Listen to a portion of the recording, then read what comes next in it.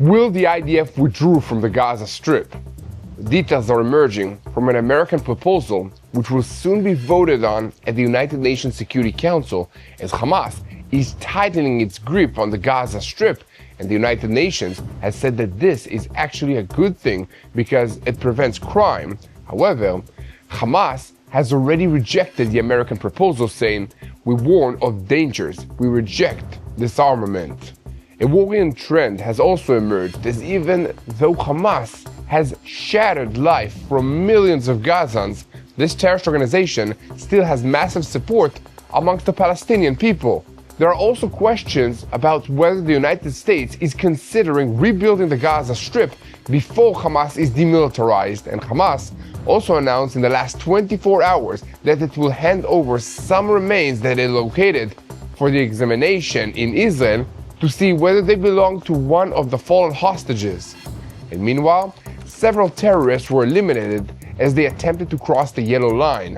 These latest incidents are sure to be part of the discussions between White House envoy Steve Witkoff and Hamas official Khalil al-Hayya this week, along with the issue of the terrorists trapped in tunnels underneath the area under the Israeli control. Security forces loyal to Syria's al-Julani regime made arrests this week in connection with massacres that occurred in Syria over recent months. And at the same time, the IDF also seized weapons in southern Syria. And further afield, the Ayatollah regime in Iran is continuing with mass executions, and the world is silent. But the masses are rising up as the water shortages intensifies and the economy is simply falling apart. But the Ayatollahs have a plan. They are continuing to arm and finance Hezbollah in Lebanon, sending money and weapons via the sea routes, over land through Turkey, and even through the internet by using cryptocurrencies. However, they're also growing more and more paranoid, wondering if Israel sees every move that they are making and falling all over themselves to avoid surveillance. So welcome to Boots on the Ground. I'm your host Yair Pinto, bringing you all the truth about what is happening in Israel. Beneath the surface in the Gaza Strip, there are, according to the estimates, more than 100 Hamas terrorists still alive who refuse to surrender to the IDF forces. United States envoy Jared Kushner proposed that these terrorists be released into Gaza without their weapons, but Israel rejected this idea. And in related news, 5 days after the return of the remains of Mani Godard, Israel requested to examine a finding located in the Zaytun neighborhood in Gaza City, which will be transferred via the Red Sea Cross for examinations in the Israeli forensic labs. 3 fallen hostages remain in Gaza, and this might be one of them. Earlier, in 2 separate incidents, terrorists in the northern part of the Gaza Strip crossed into the area under the Israeli control and were eliminated. Meanwhile, the United Nations Security Council is expected to vote on an American proposal to establish a peace council that will temporarily administer Gaza, including an international stabilization force and demilitarization until the Palestinian Authority returns to rule in the Gaza Strip. Hamas has already rejected this proposal, saying that the rule proposed for the international force turns it into a body that serves Israel. It is fascinating to me to see that they say that they don't deserve to have an international force to disarm them and replace them as the governing body in the Gaza Strip after they lost a war that they started and have otherwise made a complete mess of the area that they aspire to govern. Let me know what you think about this in a comment section. Someone who has already let us know what they think is the Egyptian foreign minister, who said there is an agreement amongst the Arab and the Islamic states that the force will supervise the implementation of the ceasefire in the Gaza Strip. A source in the Saudi royal household added, "We demand the entry of the Palestinian Authority." In the northern arena, we note that interim Syrian President Abu Muhammad al-Julani visited the White House last week, and while he was there, he received some promises of large-scale investments and support, but he was also told that he needed to take some very serious steps, and one step was a crackdown on those responsible for the massacre of Druze civilians in southern Syria earlier this year, and apparently this is being done. Dozens of arrests were made, and we'll have some more details about these security sweeps later on in this report.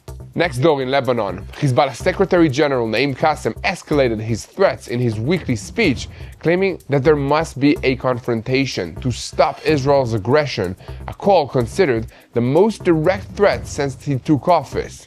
It is difficult to understand how this evil man dares to make such a declaration when he is in such bad, weak, and vulnerable position, but that's what he said. And if there is a confrontation and Hezbollah is finally wiped out, they will have only themselves to blame for this.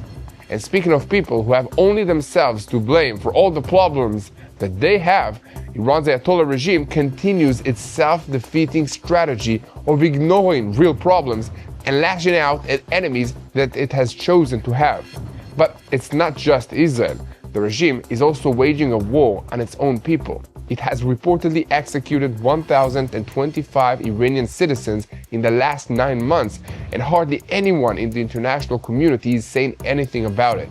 Most of those executed are accused of drug offenses or murdered, but human rights organizations claim that the charges are often fabricated to hide political motives, while conditions in death row wings are described as slow-motion torture. So we have a lot to talk about today, so let's dive into the details. I'm Yair Pinto, and this is your Boots on the Ground report about what is happening in Israel in this war against Hamas, Hezbollah, the Houthis in Yemen, the Shia militias in Iraq, and all the other armed groups in this region acting under the orders of Iran's Islamic Revolutionary Guards Corps, which is the head of the crumbling axis of evil in the Middle East. And a moment before we begin, I want you to help us share the truth. Share this content with as many people as possible. Give a click on the like button. Most importantly, don't forget to hit the subscribe button so that you remain tuned to the truth of what happens here in Israel, boots on the ground style. So Hamas controls about 47% of the Gaza Strip's territory west of the Yellow Line, while the remaining 53% is under IDF control. However, the overwhelming majority of nearly 2 million Gazans are in the area that is held by Hamas, and Western officials have recently warned that the lack of progress in the Trump plan could lead to years of separation. Palestinian pollster Khalil Shikaka said that, to some extent, the war has shown Gazans that Israel failed in its mission to defeat Hamas, which is not going to disappear tomorrow. We have to live with that fact. However, the next stage of the Trump plan includes further IDF withdrawal from the Yellow Line, the establishment of a temporary transitional authority to operate under the Peace Council, the deployment of a multinational stabilization force, and the disarmament of Hamas. However, there are no clear timelines or mechanisms for implementing this stage, as Hamas refuses to disarm, Israel opposes Palestinian Authority involvement, and there is uncertainty surrounding the establishment of the stabilization force. That means that the status quo, the situation as it is on the ground, could end up being semi-permanent, with the Gaza Strip being divided just like the city of Berlin was divided after the end of World War II for a very long time. An example of why this would not be a good thing for Hamas was provided on Monday evening when the IDF announced that earlier in the day, several terrorists were identified crossing the Yellow Line and planting suspicious objects in the ground near the IDF forces that are operating in the northern part of the Gaza Strip in a manner that posed an immediate threat to them. In the full statement by the IDF spokesperson, the Air Force, directed by the forces on the ground, struck and eliminated one of the terrorists in order to remove the threat. The remaining terrorists retreated from the area and returned to the territory west of the Yellow Line. In another incident in the northern part of the Gaza Strip, a terrorist was identified crossing the Yellow Line and approaching IDF forces that are operating in the area in a manner that posed an immediate threat to them. The forces eliminated the terrorist in order to remove this threat. And amidst this kinetic activity, Al Jazeera reported that the remains of an Israeli fallen hostage was transferred to the Red Cross in Gaza City inside the Gaza Strip. The Red Cross was then seen making their way to the border area to hand over the remains to the IDF so that they can be examined and identified at the Institute for Forensic Medicine in Israel. However, an Israeli official clarified that this is a finding that was located yesterday during Hamas searches in Zaytun, and at the request of the State of Israel, it will be delivered for examination in Israel via the Red Cross.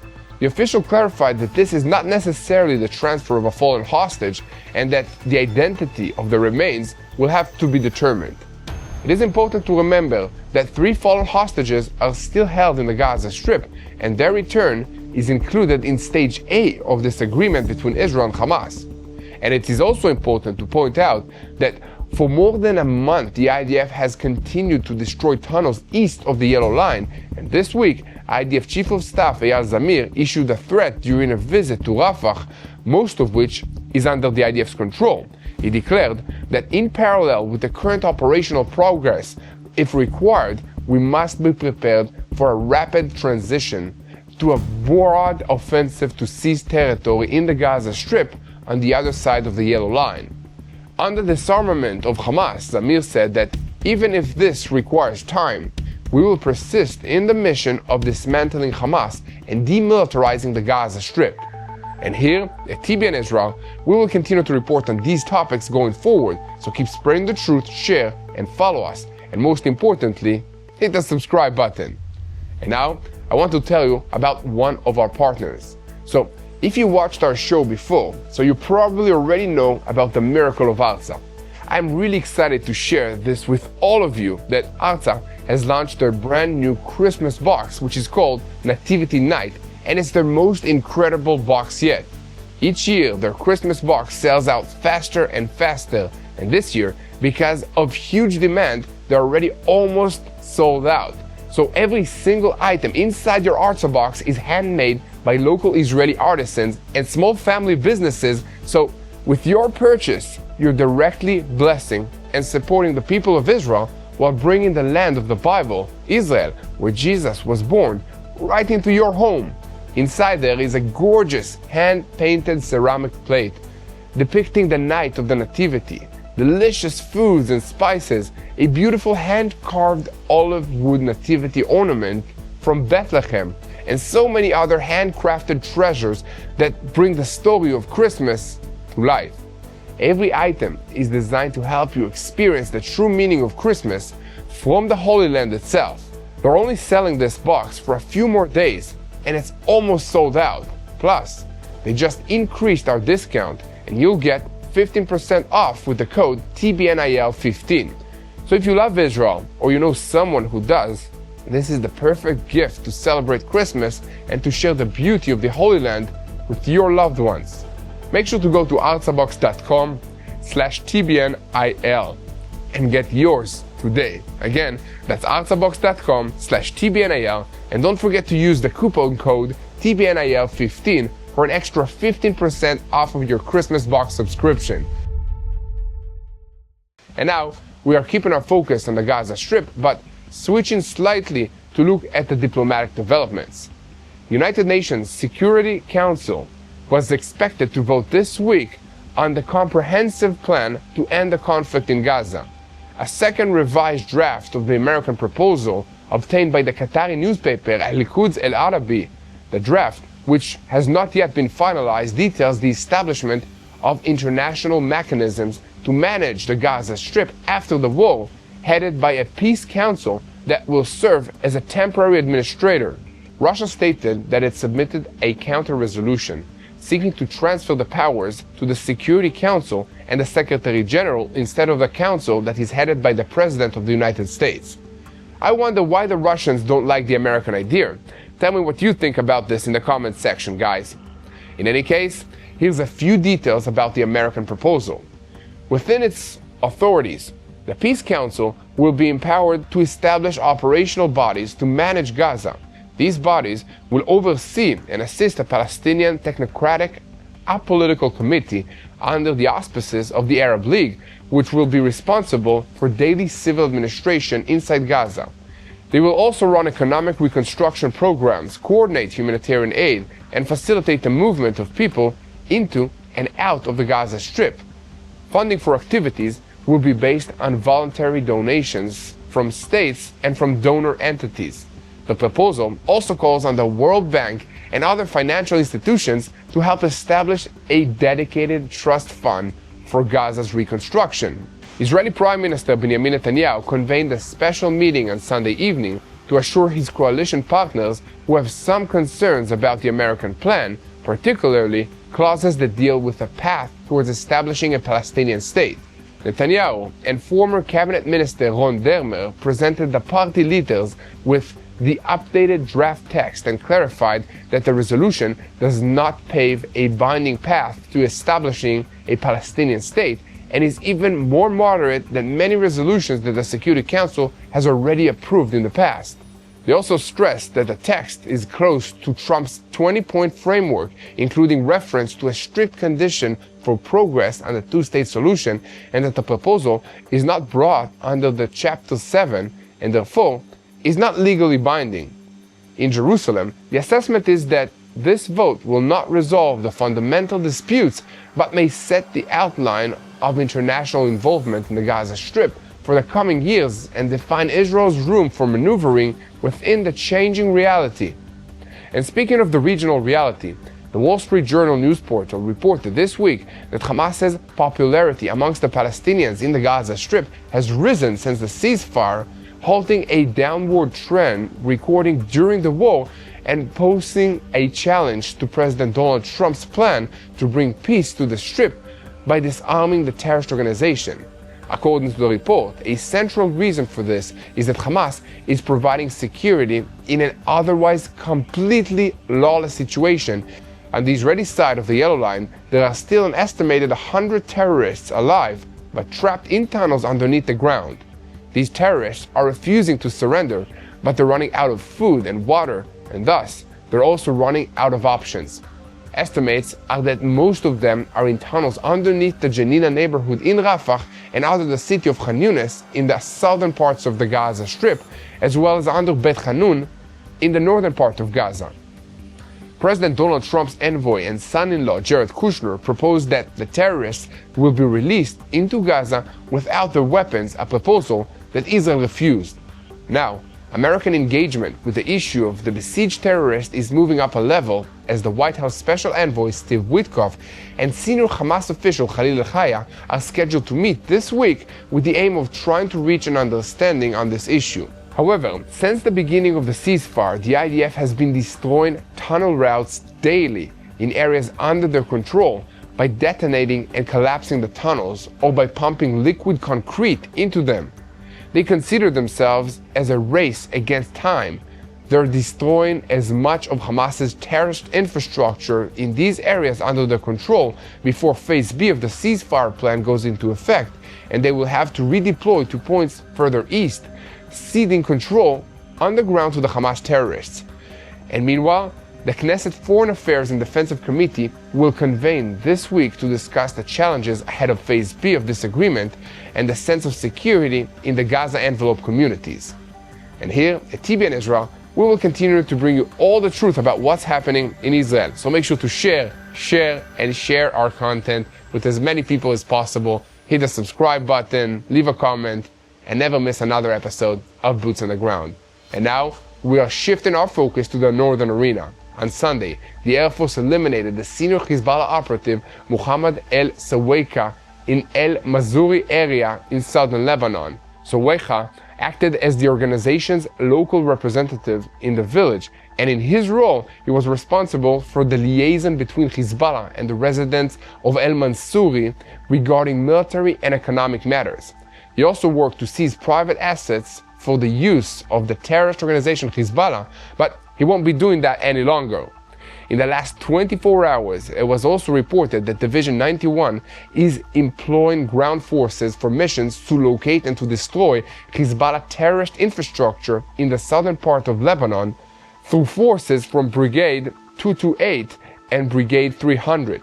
And during a nighttime operation in the village of Atirarun, forces from the Brigade 228 destroyed several buildings that were used by Hezbollah in an attempt to rehabilitate them for terrorist purposes and recently been identified in them. In the village of Rayech, forces of Brigade 300 carried out focused activities during which weapons were located and destroyed, including small arms and ammunition. In addition to this activity, over the past week, the division forces, in cooperation with the Air Force and under the direction of the military intelligence, struck 5 terror targets and eliminated 3 additional Hezbollah operatives in several different villages.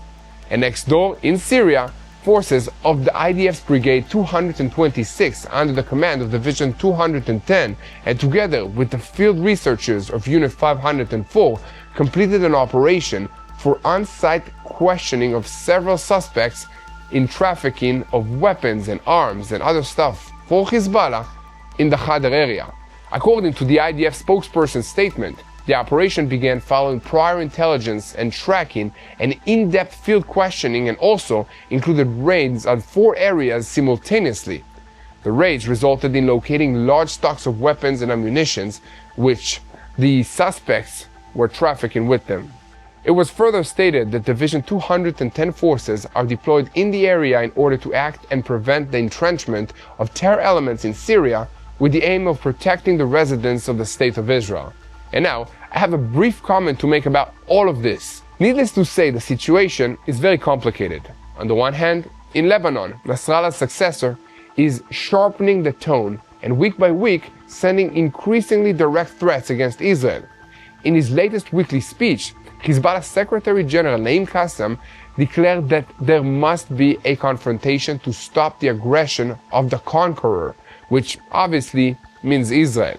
For instance, in his most recent speech, Qassem claimed that Israel's actions on the northern border are intended to control Lebanon and harm its strength, and asserted that Israel is acting towards deliberate escalation. According to him, repelling the aggression is a national duty which will be carried out by all means, including, in his words, resistance on the battlefield. Apparently, this evil and also ridiculous man does not like having his plans to attack Israeli communities in the Galilee area disrupted, and he considers this aggression which he doesn't tolerate. Apparently, this evil and also ridiculous man does not like having his plans to attack Israeli communities in the Galilee area in Israel disrupted, and he considered this so-called aggression which he doesn't tolerate. Because of these statements and another similar remarks by Hezbollah officials in other venues, security officials in Israel and elsewhere also already assessed that a confrontation between Israel and Hezbollah is rapidly approaching if there is no progress in dismantling this terrorist organization, something that does not appear realistic in the foreseeable future. We know that Iran's Islamic Revolutionary Guards Corps are continuing to send money and weapons to Hezbollah through various routes, but physical and electronically as well. And despite efforts by Israel and other regional powers to stop these transfers, they are progressing. Apparently, Hezbollah now thinks that they're ready for another clash with the IDF. So let me know what you think about this in the comment section. And next door, in Syria, there have been some dramatic results from the visit to the White House last week of interim President Abu Muhammad al-Julani. Security forces aligned with the regime arrested security and army personnel this week as part of an investigation into the sectarian violence in the southern Soweto province earlier this year, which left hundreds dead. Judge Khatem Nassan, who heads the committee investigating the July outbreak of violence, said that the security and the military personnel who are proven to have committed violations based on findings and videos posted online were arrested. This is a hopeful sign, but there is a lot more that the al-Julani regime will have to do before Israelis would feel comfortable with their new neighbor to the north. And here at TBN Israel, we will continue to update you on every development in the northern arena, so keep spreading the truth, share and follow us. And most importantly, don't forget to click the subscribe button so that you remain tuned to the truth in real time and never miss another episode of Boots on the Ground. So we're concluding today's report with a look at events in Iran. This week, a member of the Tehran City Council implicitly confirmed reports that images from the capital traffic camera network were sent abroad and even used by Israel to plan operations during the 12-day war in June. In an interview with the news site Didban Iran, Medhi Abbasi said that experience has shown that such equipment must be thoroughly examined and that Iran should consider the most dangerous scenarios. He added that the domestic production of traffic camera systems should be prioritized and reliance on important technology reduced. Abbasi also warned that any technology connected to the internet must undergo cybersecurity testings. Meanwhile, the Iran International website notes that Iranian officials have not published technical details about the alleged data breach, but the issue has arisen reportedly following the 12-day war with Israel. In September, a senior lawmaker named Muhammad Nabavian claimed that Israel learned the location of meetings of Iran's Supreme National Security Council on June 16th via the country's urban surveillance network. All the city's cameras at our intersections are in Israel's hands, Nabavian said. Iranian media reported that the meeting attended by the heads of the state's 3 branches was attacked with 6 bombs or missiles, and the president Masoud Pezeshkian and several other officials suffered minor leg injuries as they tried to flee. So to make a brief comment, 2 can play this game, and I would advise Israel's government to consider this issue as well.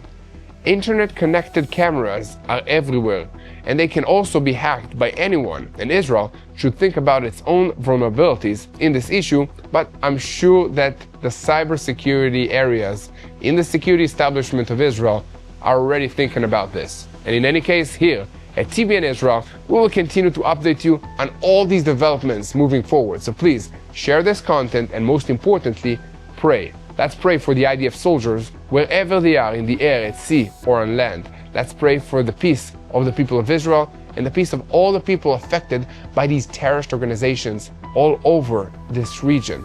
Let's pray for the peace of Jerusalem. Hello, this is Mati here in Jerusalem with TBN Israel. This is Yair Pinto from TBN Israel here in Jerusalem. TBN Israel is keeping viewers informed with Israel-focused news, culture, and what God is doing in this land. Support TBN Israel today online at tbn.org/Israel. Thank you.